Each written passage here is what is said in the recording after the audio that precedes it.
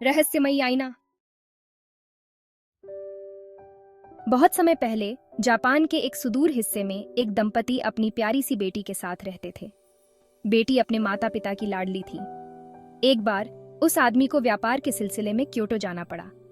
जाने से पहले उसने अपनी बेटी से कहा कि अगर वह अच्छी रहेगी और अपनी माँ का कहना मानेगी तो वह उसके लिए एक अनमोल उपहार लाएगा। इसके बाद उस अच्छे आदमी ने विदा ली और उसकी पत्नी और बेटी उसे जाते हुए देखते रहे। आखिर वह दिन आ गया जब वह अपने घर लौटा। पत्नी और बेटी ने उसका स्वागत किया। उसने अपनी बड़ी टोपी और सैंडल उतारी, फिर वह सफेद चटाई पर बैठ गया। उत्सुक बेटी की निगाहों के सामने उसने बांस की एक टोकरी खोली। उसमें से उसने एक अद्भुत गुड़िया और मिठाइयों से भरा एक डिब्बा निकाला और बच्ची की ओर बढ़ा दिया। एक बार फिर उसने टोकरी में हाथ डाला और अपनी पत्नी के लिए एक धातु का दर्पण निकाला। दर्पण का उभरा हुआ हिस्सा चमक रहा था, जबकि उसकी पीठ पर चीड़ के पेड़ों और सारसों के पौधे का चित्र बना हुआ था।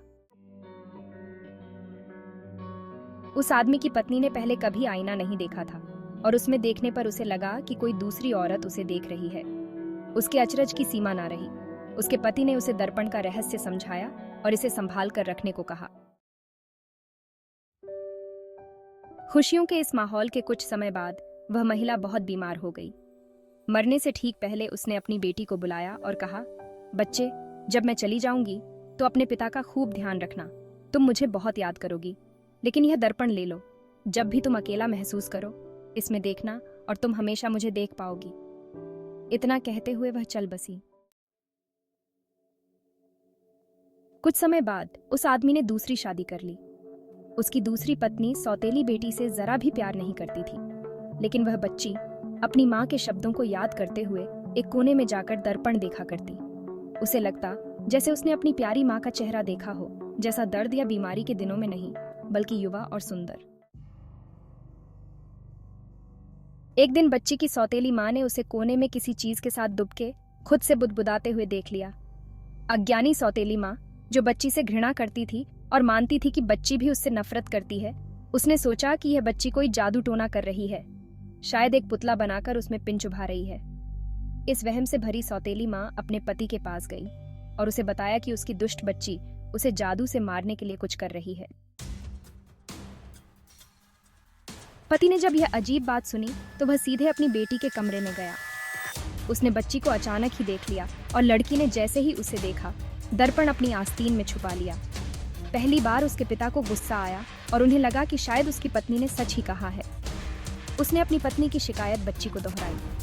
अपने पिता द्वारा लगे इस झूठे इल्जाम को सुनकर बच्ची हैरान रह गई। उसने अपने पिता से कहा कि वह उन्हें बहुत प्यार करती है और अपनी सौतेली माँ से भी, जो उन्हें इतनी प्यारी है कि मारने की कोशिश करना तो दूर, कभी सोच भी नहीं सकती। तुमने अपनी आस्तीन में क्या छुपाया है? उसके पिता ने पूछा। मैं अभी भी पूरी तरह आश्वस्त नहीं हूँ और उलझन में हूँ। वो आईना जो आपने माँ को दिया था, बच्ची ने कहा, वह मरते समय उन्होंने मुझे दे दिया था। जब भी मैं इसे देखती हूँ, अपनी प्यारी माँ का चेहरा देखती हूँ, युवा और सुंदर।